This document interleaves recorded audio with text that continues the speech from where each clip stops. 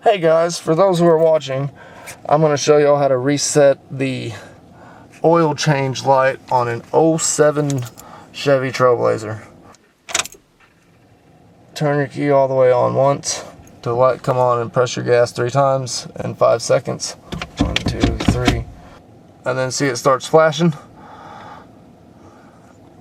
And then it goes off.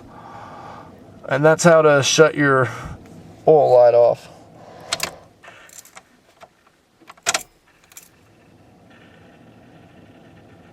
And see, now that's gone.